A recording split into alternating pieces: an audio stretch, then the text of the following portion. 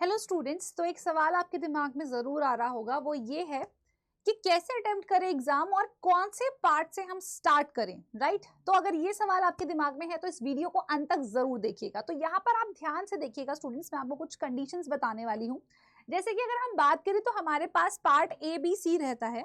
अगर आप मान लेते हैं कि आप पार्ट सी से पहले स्टार्ट कर रहे हैं, राइट, आपकी चॉइस है, आप पार्ट ए से कर सकते हैं, आप पार्ट बी से भी कर सकते हैं, पार्ट सी से भी कर सकते हैं। बट अगर मैं मेजॉरिटी ऑफ द स्टूडेंट्स की बात करूं, क्योंकि उनका जो एप्टीट्यूड वाला पार्ट है इतना स्ट्रांग नहीं होता है, ठीक है, वो कॉन्सेप्ट्स ज्यादा अच्छे से उनको रिटेन्ड होते हैं, उन्होंने थ्योरी की काफी अच्छे से प्रैक्टिस करी है, तो कहीं ना कहीं वो पार्ट सी को प्रेफर करते हैं। अगर आप पार्ट सी को प्रेफर कर रहे हैं तो आपको कुछ इन बातों का ध्यान रखना है। यहाँ पर सबसे पहली चीज है एवरी वर्ड मैटर्स, राइट? मतलब हर एक वर्ड या हर एक सेंटेंस जहां बोला गया है, मान लो एक सवाल में तुम्हें एक कंडीशन दे दी है और उसके अनुसार उसमें बोला गया है कि आपको अब सही ऑप्शन को चुनना है, तो आपको अपना दिमाग जो लगाना है वो सिर्फ उस एक्सपेरिमेंटल कंडीशन पर लगाना है। तो यहाँ पर ये चीज ध्यान रखना है कि एवरी वर्ड मैटर्स, मतलब अगर उस सवाल में लिखा है कि सिर्फ आपको लैंग्वेज को रीड करके ही आंसर देना है, तो आपको उतना ही काम करना है।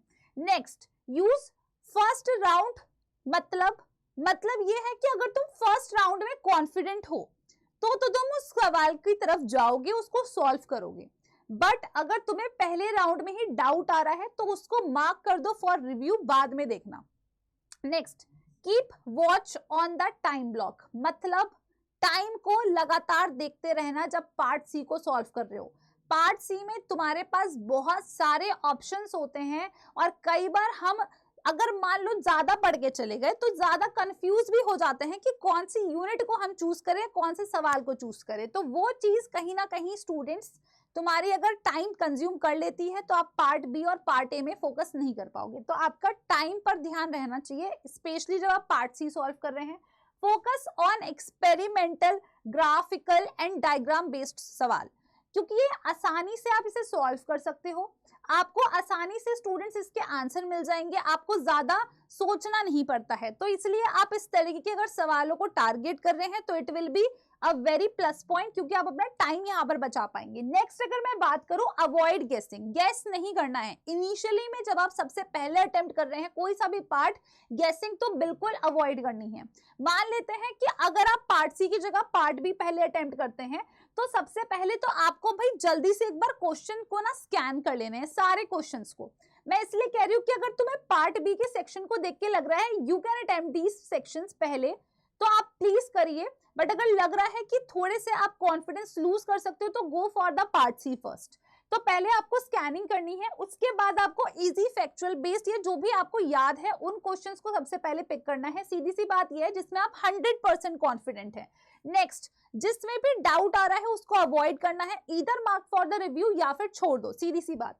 नेक्स्ट, एलिमिनेशन मेथड अगर तुम अप्लाई कर सकते हो, चाहे पार्ट सी हो, पार्ट ए हो, राइट, या पार्ट बी हो, तीनों में अप्लाई करो। नेक्स्ट, अगर मैं बात करूं तो यहां पर अवॉइड ये करना है जो भी डाउटफुल है, क्योंकि भाई नेगेटिव मार्किंग हो जाएगी और हाफ मार्क्स आपका चला जाएगा, ठीक है। नेक्स्ट, अगर हम बात करें स्टूडेंट्स, तो फिर आपको यहाँ पर ध्यान देना है पार्ट ए की तरफ। पार्ट ए में कोशिश करना कि 10 से 12 सवाल हो जाए।